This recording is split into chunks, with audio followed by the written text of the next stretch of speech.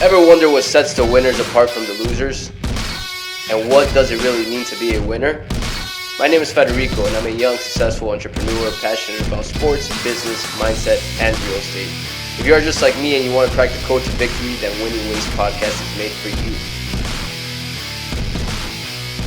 Yo. Welcome to Winning Ways by Fred, episode 1. My name is Federico, and I'll be your host. First and foremost, thank you for listening to this podcast, and this episode means a lot to me. This is something new to me, and I promise you I'll provide as much value and make it as best and as fun as possible. Now, to start off, I want to just say that I am a regular dude. I'm not here trying to sell you anything or trying to be a guru. Just talking about my experiences, my businesses, what I've learned, what I've won. And along the way, I'm going to bring in people that have won in big ways, and they're going to share their stories with you as well. The whole point of this podcast is to provide as much value as possible to you guys and help you guys grow. And hopefully we achieve that. Now, today's episode will be split into 2 parts. Part 1 is going to be a little story that's going to hit home for most of you, and it's pretty funny. And part 2 is going to explain what this episode is going to be about, my background, what I do, and what I plan to do with this podcast. So let's get this going. This episode took me probably around 6 months to make.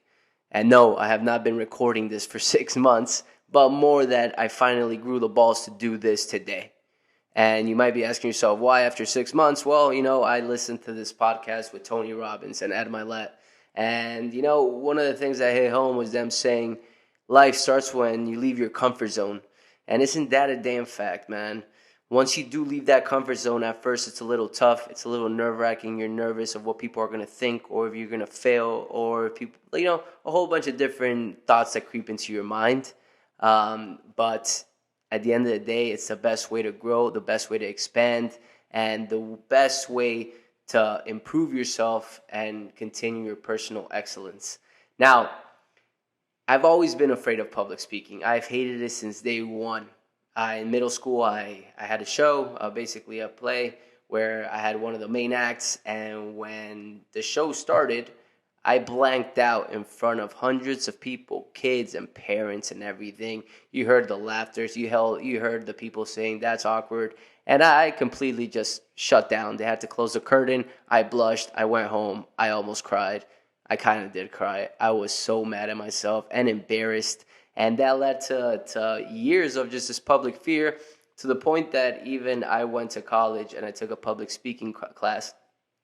And the final exam of that class was to do a 10-minute presentation in front of the class for everyone. Pretty easy, right? Well, not for me. That day I decided I was sick and I couldn't make it. I never made it up, and I ended up taking an F on the project because I was so terrified of speaking to 20 kids and a teacher that were my age. And as I look back at it, I regret not doing it, because you got to step into what scares you the most to grow.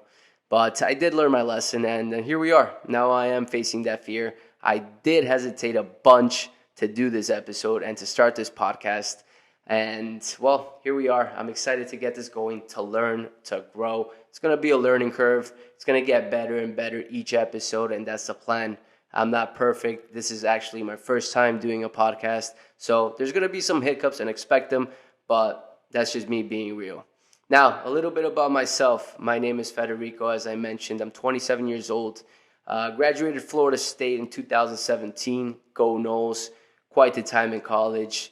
To be completely honest, I partied quite a bit in college. A lot. But in that time frame, I was also able to become the treasurer of my fraternity, which I believe helped me a lot in many ways. I learned how to manage money. I learned how to be the leader of a fraternity and a group of men, and to plan projects and to budget and to collect money, which was pretty important at the time with the fraternity, because we were going through money issues and trying to get a house and all that, which in my term, we were able to acquire a big compound property because of the dues we collected. It wasn't only just me. It wasn't a one-man job. The president was also very involved, but him and I both helped the fraternity grow that. Now I graduated college, went to Morgan Stanley, got a job there, and did the whole 9 to 5.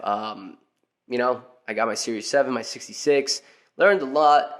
But after the first 6 months, once you pass the test, you went to salary. And I got tired of seeing the same paycheck every single week. If to me it wasn't what life was about, I knew there was more to life and more that I could do and make, really. So I quit that job and went over to selling mortgages, which started with this company, not going to say their name because they went bankrupt, but they made a whole bunch of promises to the people that performed the best, and I was one of them. And they didn't keep their promises, so I gave them a month to keep their promises, and they still didn't, so I did leave. After that, I went into a brokerage, a real estate brokerage called New Western, and it's a wholesale brokerage where I learned a bunch. I bet on myself. It was a full commission job, and they threw you in the fire because if you didn't pretty much perform in the first 2-3 months, they let you go. And the first 2-3 months, you don't really make shit because you're learning how to sell, you're learning how to make contacts, you're learning how to analyze properties and all that. And so it was a tough time, but at the same time, I was also creating AF Sports, and I was building that along the way. So I was getting some cash, not too much, but building enough. And within that time frame, I also started selling a lot of houses. So I became pretty successful. But then again, I also learned that there was much more to that. I was making a percentage of each deal that I was pretty much bringing along to investors and all that. And I didn't think it was pretty fair. I ended up leaving the firm and started doing that myself for a little bit, which in turn I started wholesaling, kept my investors. And within 2 years of wholesaling by myself and building my connections and all that, I finally built up the cash to buy my first property, fully cash and renovated, which is considered a fix and flip.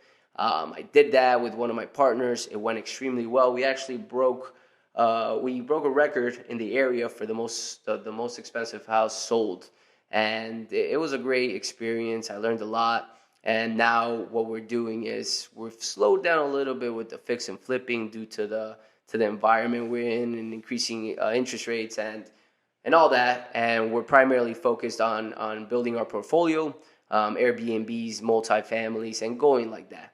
My idea and my future plan is to continue building my portfolio and growing it and have over 1,000 units one day where I have the residual income to do whatever I want and continue focusing on providing value to other people.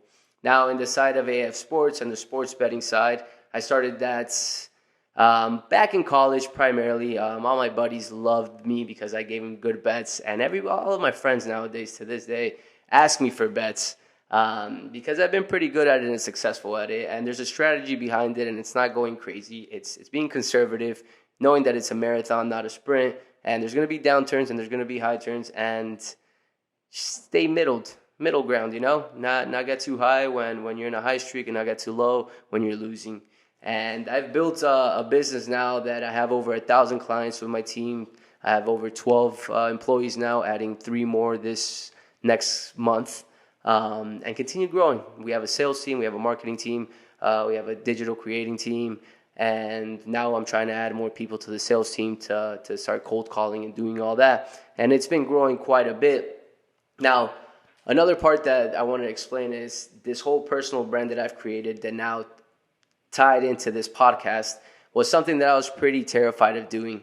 I'm a very private person. I consider myself to not necessarily be an introvert, but I keep everything pretty private. I don't like going out and bragging or talking about my business or my love life or any of that. I just keep it low. So for me to go out and start posting everything I'm posting, it took a lot. But I did encounter a person that now I consider a great friend and a mentor who basically opened up my eyes and explained to me that my story was worth sharing. And I'm noticing it is. I've gotten great messages from primarily 18 to 25-year-olds that, they're money hungry, they want to grow, they want to have a business. And, it's hard when you start off. You don't know what to do or what your vision is. You develop that with time, with experience and all that. And so it's been nice because I've had a lot of my clients are college kids and young adults, men that are making money. And so I feel like I'm helping these kids or young men, see a vision for themselves and see that if I could do it, they could do it. I'm nothing special. All I do is I work. I put one foot over the other. I try to learn. I try to not get down on myself when things go down. And I try to, keep a positive attitude towards everything. Now, do I have bad days and do I mess up at times? Of course, we all do. That's the name of the game. I'm here to learn, to continue growing, and to try to make an impact in this community, and to try to grow my community as well, and try to help as much as possible. I think nowadays in the environment we're in, I think people should be more focused on themselves, on personal excellence, on growing, on becoming what they want to become, and not focusing on social media and looking at these influencers and comparing themselves to them. That brings no good. And that brings me to my last point here. One of the biggest changes in my life that definitely helped me out a lot was when I detached myself from all social media. After college, I got off Snapchat, I got off Twitter, I got off my Instagram, my personal ones where all my friends was, and it helped me in big ways because I noticed that I was really just going on Instagram to get likes, to try to create an impression, and I was basically determining my self-worth based on likes and all that without even knowing it. It was super unconscious until I got off that. And that definitely changed my life, and I started just working on myself and AF Sports and all that.